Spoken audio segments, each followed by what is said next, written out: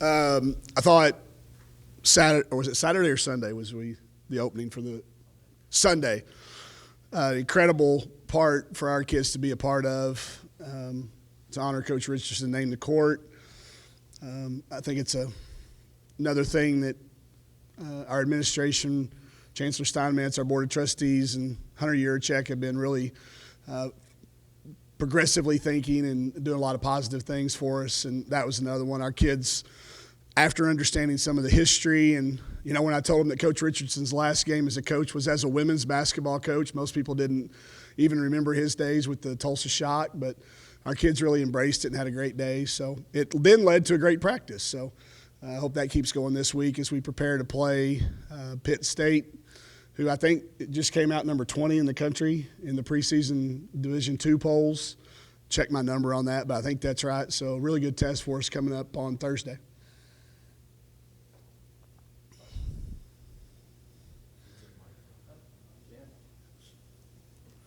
It's his first one, y'all. Give him a break. That's right. Mike, what do you want to accomplish as far as seeing some players on the floor and what you want to do? We all know that practice lights and game lights, although they turn on the same place, that you function differently under them. So I want to see from some of the newcomers and kids that are in new roles, can they do that when we've opened the doors up and let people come in and watch? Our practices have been going really well, but there's a translation factor that every kid has to go through. So I want to see that. We want to look at our big lineup together. We've been working in practice. That's new for all of us, playing a couple of bigs together. I want to see how that functions, and if we can function as fast as we want to and still play that way with two bigs. And then we've kept it really simple. We want to be really good in transition offense and really good in transition defense. When you look at your rosters and the analytics of how, where are you right now with trying to put those lineups together, and then what does that look like for you on Friday? I'm really stymied. There's about 10 kids that could argue for starting, 10 kids that could argue to be the 4 or 5 to be the first off the bench or whatever. I think it's going to be a departure from the previous 6 years of how I would prefer to substitute. We may see a variety of starting lineups because the competition has been so close. The analytics point exactly toward that.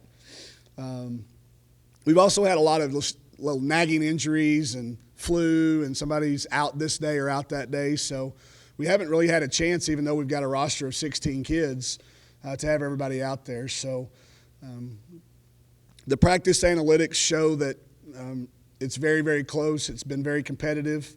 And we may play more than 7 or 8 kids this year if that continues to be true once we get game time.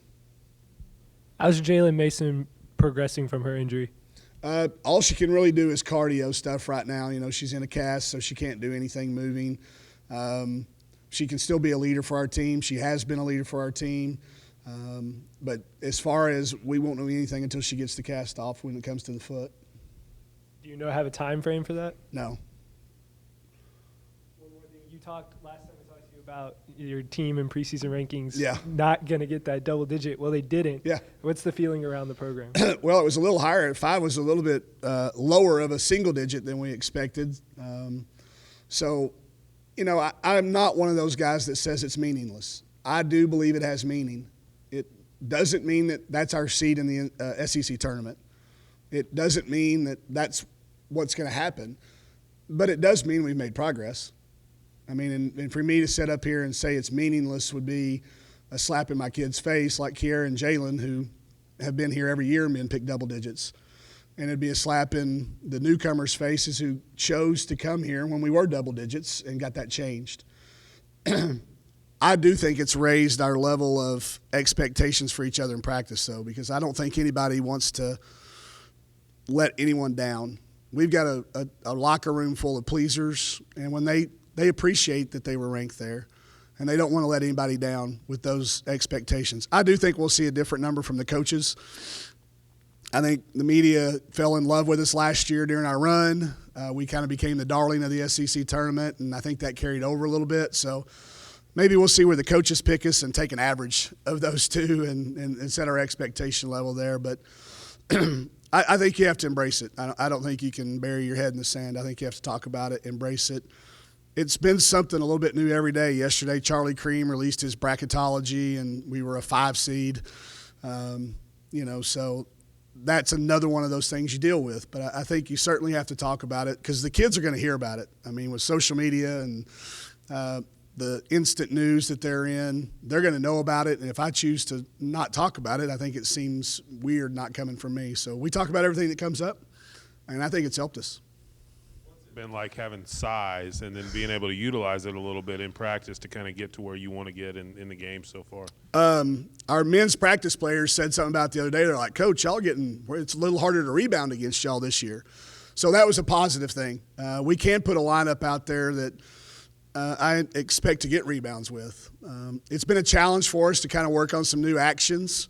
It's been a while since we've had a team that's had 2 capable inside presences at the same time that could play. So it's been fun. We've been able to experiment a little bit, get creative, try some things in practice. I think they like having a substitute too. Last year, Kier and Taylor pretty much got ran in the ground in practice because they had no backups, no subs. So I think it's added to our competitiveness. I think it's obviously helped us in rebounding, and I think defensively as well, being a little bit tougher in the paint. Score from your guard position again this year and maybe adding a little bit more with Amber. I mean, just what you guys can do offensively from the perimeter.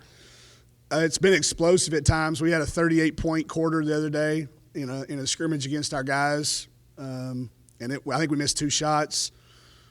Chelsea went 10 for 16 from the three-point line in another scrimmage the other day.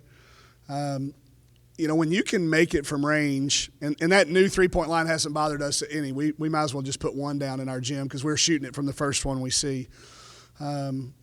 It allows you now to attack the basket more, spacing the defense. It really stresses the defense out. And the depth of shooters that we have right now, it's not, we don't just have to rely on 1 or 2 kids to maybe have a hot hand that day. They have really made each other improve throughout the shooting drills, throughout the workouts. Because if you're the one that's not making shots in practice, it shows up. And I think it's really stressed a lot of those kids to get in the gym, and everybody's become a better shooter.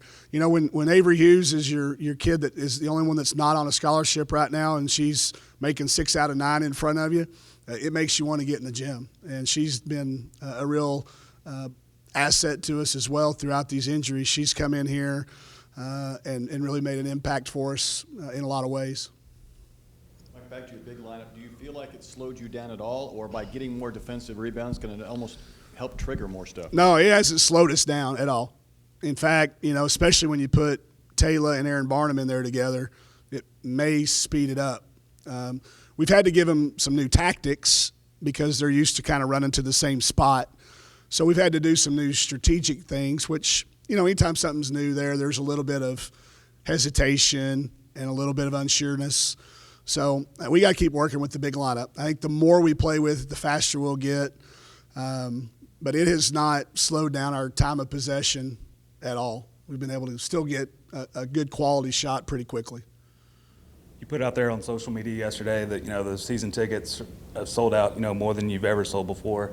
What's the excitement level just going into the season here with the whole program? When they told me that, I was floored because we didn't have this big campaign. It wasn't like we got on the hotlines and put the kids on the phone, and it was just a response. And I think that's what we tell our recruits all the time. That's Razorback fans. If you go out there and you put a product and you play hard like we did at the end of the year last year, they're going to come out and support. And I think that's what we sell our recruits. And to see that happened without a branding plan, that's what I was most proud of. But that's the type of things when we have weekends with future Razorbacks on campus that they can feel. You can't fake that stuff. You cannot fake atmosphere. So when they come into a practice and they come into those things and they see those things, they know that we're building. It's still not obviously where I think we can take it, But I do think if those people come out, they'll come back. Our marketing staff does a great job creating a live experience, and our kids are very engaging. So we're going to continue to make sure that continues to grow. Any other questions? Thanks, guys. All right, thanks, Coach.